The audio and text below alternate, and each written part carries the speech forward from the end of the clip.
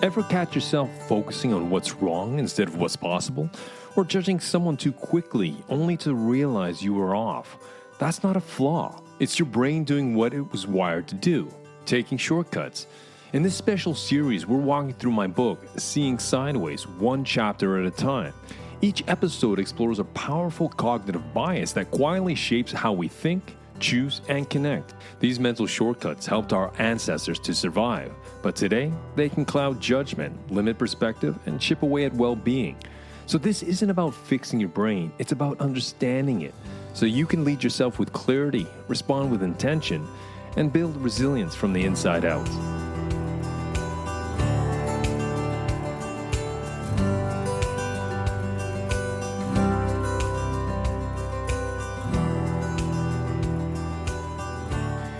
In this episode, we are going to continue our discovery of those biases that shape our perception. This week, we're going to tackle the anchoring bias, when the beginning becomes the benchmark. The anchoring bias is the brain's tendency to rely too heavily on the first piece of information it receives. That's the anchor, when making decisions or making judgments. Even when the anchor is random, irrelevant, or even clearly arbitrary, it still shapes how we think. Now, the first number, the idea, the first impression sets a mental reference point, and everything that follows, well, it is compared to that first point. Now, once an anchor is in place, it subtly skews how we interpret future information. This bias affects how we negotiate, evaluate opportunities, estimate risks, and even form opinions about people. It's why first impressions matter more than we'd like to admit, and why your brain clings to the starting point even when better information comes along. The trap. You see a sweater on sale for $200, marked down to $80. Suddenly, $80? Well, that feels like a deal, even if it's more than you typically spend. Or you're negotiating a salary and the first number tossed out, well, it becomes the frame of reference for the whole discussion. Or you hear someone say, you know what, he's difficult to work with, before you even meet them, which shapes how you interpret their every word and gesture. The anchoring bias shows up when you estimate time or cost. If someone says a project will take about a week, well, that becomes your baseline, even if it needs 2 weeks. If a news report starts with a shocking number, like a rise in crime or inflation, well, it sets the tone for interpreting related stats, even if the full context says otherwise. The twist. The anchoring bias likely evolved because early humans needed to judge quickly with limited information. So in uncertain environments, the first clue often carried survival value. Was that movement in the grass a predator? Was that a person, a friend, or a foe? Anchoring on the initial signal, well, it helped create fast, decisive reactions. The brain's default setting is efficiency, not precision. So when something grabs your attention first, it gets encoded as more important, even if it's wrong. This worked well when the stakes were physical and immediate.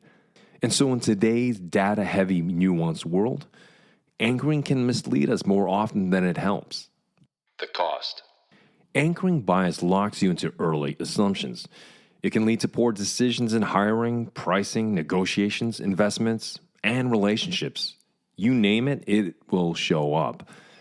Now, you might overpay, underestimate risk, or misjudge someone's intentions because you're comparing everything to a starting point that wasn't even accurate. It also limits learning. If your first impression of someone or something is strong, you're more likely to filter new information through that initial lens. Confirmation bias often kicks in, reinforcing the anchor and closing your mind. The longer you stay anchored, well, the harder it is to shift. The contrarian move. Anchoring bias latches onto the first idea, the first number, or first impression we receive and quietly builds a frame around it. Everything else, well, it gets interpreted through that lens. It limits flexibility, it distorts judgment, and makes early input feel like absolute truth. We need to learn how to unhook from the starting point and then restore our ability to think with range and context to break that bias. Creating distance from the first input. The brain treats the first number or idea as the most important simply because it arrived first. But the importance isn't earned by timing. When you encounter an anchor, a price, a label, a first impression, pause before reacting. Ask yourself, how would I think about this if I hadn't heard that first? That one question, well, it creates a space to move from auto reaction to conscious recalibration. You're not discarding the anchor, you're just not letting it lead. Collect more reference points. Anchoring bias thrives in isolation. When there's only one number on the table or one story in the air, well, it becomes the default comparison point. If you want to dilute its pull, well, then deliberately gather other inputs, more data points. What's the average price for this kind of service? What do multiple sources say? What has your experience shown? The more comparisons you create, the less power the original anchor has over your decision making. The goal isn't to erase the first impression, it's to surround it with context. Run mental reversals. One powerful way to expose the influence of an anchor is to imagine it never existed. What if the first offer had been twice as high or half as low? What if your first impression of a person had come from someone else's praise instead of a warning? By mentally flipping the scenario, well, what you do is you reveal how much the initial frame has shaped your current judgment. These simple thought experiments don't make the anchor disappear. Far from it. But they do remind us it's not the truth, it's just positioning. Delayed judgment. Let experience shape your view. The anchoring bias pushes us to conclude quickly, but clarity often emerges in time, not in haste. Hold your first impression lightly until you've had a chance to gather more firsthand experience. This applies to relationships, negotiations, and planning. So if someone makes a poor first impression, give it a second round. If an offer seems off, ask more questions. The delay isn't indecision, it's discipline. It's the difference between a fast answer and a well-calibrated one. Clarity is resilience. Resilient thinkers don't lock themselves into a decision just because it's the first one available. They stay nimble, they stay curious, and are willing to update. They don't treat the starting point as sacred. They treat it as one data point among many. When your mind learns to pause, compare, and reframe, you don't just get better outcomes. You reclaim your freedom to decide with intention. So as we round off today's episode, I'd like to give you a little homework. I want you to think of a recent decision you've been weighing. About money, maybe it's work, maybe it's relationships, perhaps a new opportunity. What was the first input you received that shaped your thinking? Then ask yourself, how would I feel differently about this choice if I had started with something else?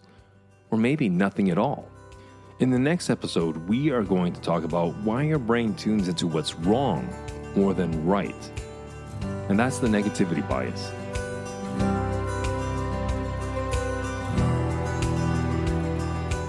Thanks for listening to this episode of Seeing Sideways.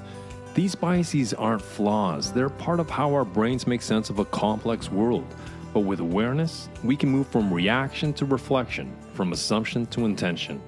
So if today's episode offered you a new perspective, please share it with someone who might benefit. Because the real work of thinking clearly, choosing wisely, and leading with purpose, well, it's all an inside job. See you next time.